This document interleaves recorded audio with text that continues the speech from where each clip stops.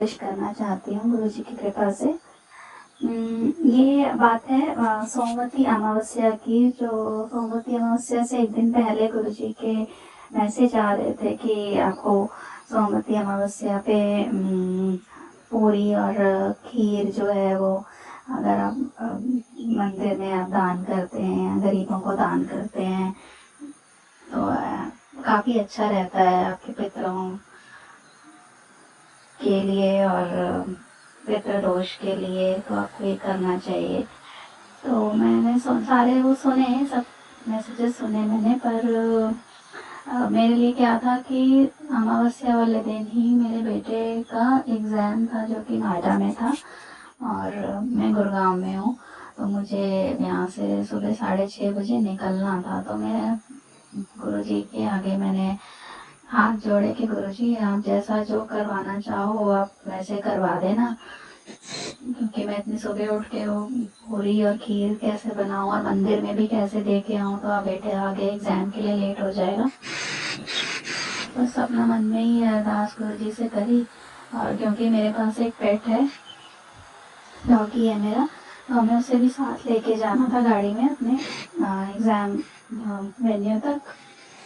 तो मैं सुबह उठ के अपना नहा धो के जोत जला के अपना, और उसके लिए मैंने कहा एक रोटी इसके लिए भी पैक कर लेती हूँ।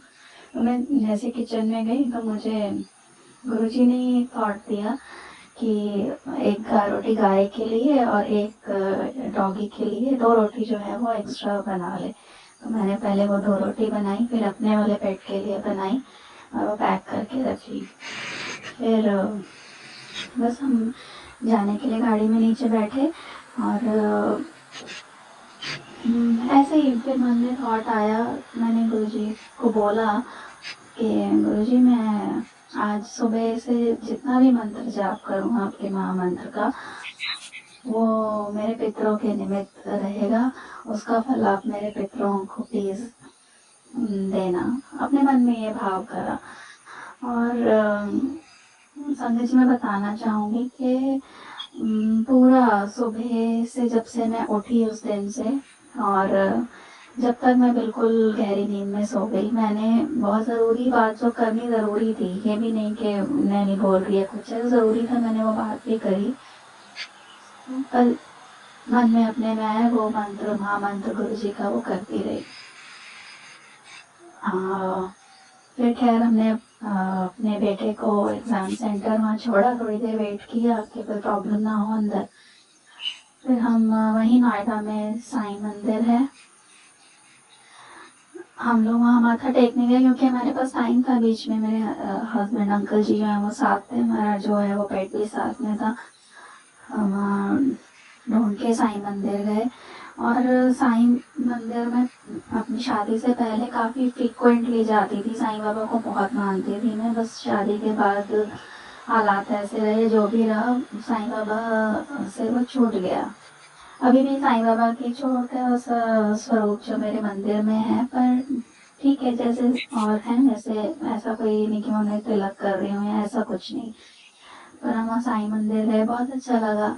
कुछ वहाँ लोग थे, उनको जो भी हमारे पास बहुत ज़्यादा तो कुछ ऐसा था नहीं, जो भी थोड़ा बहुत कुछ वो दिया। कुछ लोग रह गए, मेरे मन में ये भी रहा कि गुरु जी दान पुण्य तो आपने बोला था करना है, पर 1-2 लोग रह गए। मैंने हाथ जोड़े, जैसा गुरु जी कहते हैं हम ना दे पाओ तो आप हाथ जोड़ लो। तो ये भी था मन में। खैर बेटे का एग्ज़ाम ओवर हुआ, हमने उसे पिक किया, घर आए, अपना मैंने लंच वगैरह बनाया, खाया, थोड़ी देर फिर हमने रेस्ट किया क्योंकि सुबह से निकले हुए थे, गर्मी भी थी। और फिर हम सो गए थे थोड़ा, फिर उठे तो उसके बाद हस्बैंड ने बोला कि मंदिर जाना है वो दान देने के लिए। मैंने कहा जाना तो है।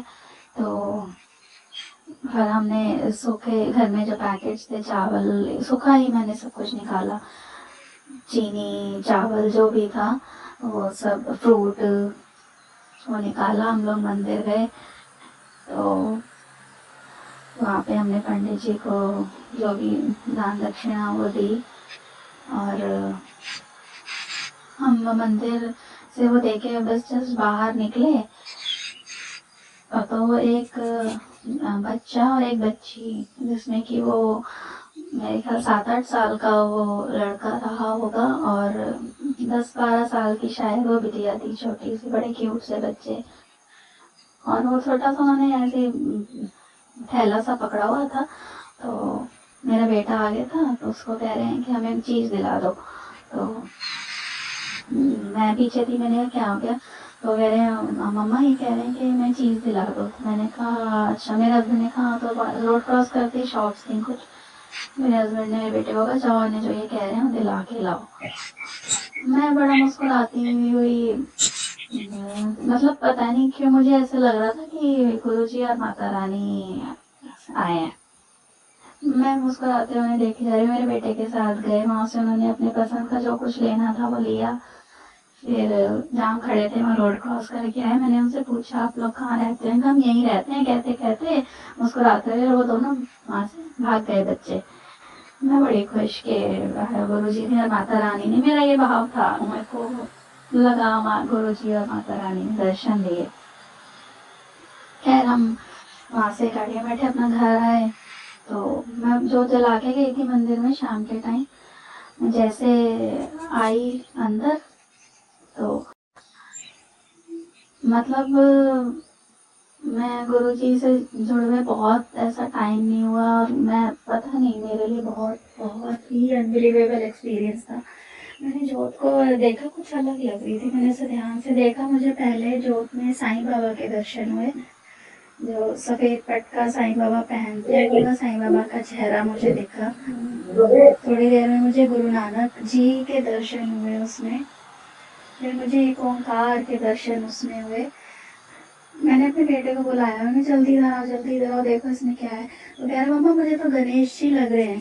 तो फिर मेरे हस्बैंड आए नीचे से गाड़ी वगैरह पार्क करके, कह रहे क्या हो गया? मैंने कहा इधर आके देखो। कह रहे गणेश जी लग रहे हैं। फिर कह रहे तो गुरु जी का रूप है, हमें साक्षात गुरु जी का लाल चोले में गुरु जी ने उस जोत में दर्शन दिए। And for me it was unbelievable.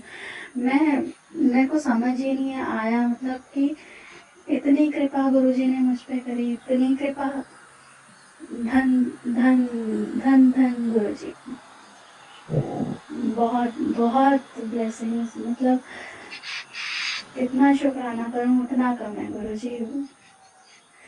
मैंने तो बस आपसे पता नहीं यही मांगा था कि जैसा आप कराना चाहो वैसे करा देना, क्योंकि मुझे लग रहा था कि मैं दान पुण्य करना चाहती हूँ, पर मुझे लगता है वो पता नहीं कहाँ आपने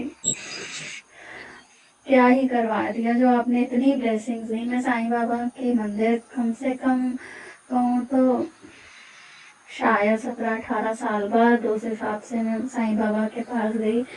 शायद गुरु जी ने ही मुझे वो साईं बाबा के मंदिर उस बहाने से भेजा, या कैसे कनेक्ट करवाया मुझे नहीं पता। पहले जोत में सबसे पहले मुझे साईं बाबा ने दर्शन दिए, और गुरु जी ने वो सारे गुरु नानक जी का साईं बाबा का दर्शन करा के दिखाया कि सब एक हैं। बहुत बहुत ग्रैटिट्यूड गुरु जी, बहुत शुक्राना, मेरे पूरे परिवार की तरफ से बहुत शुक्राना।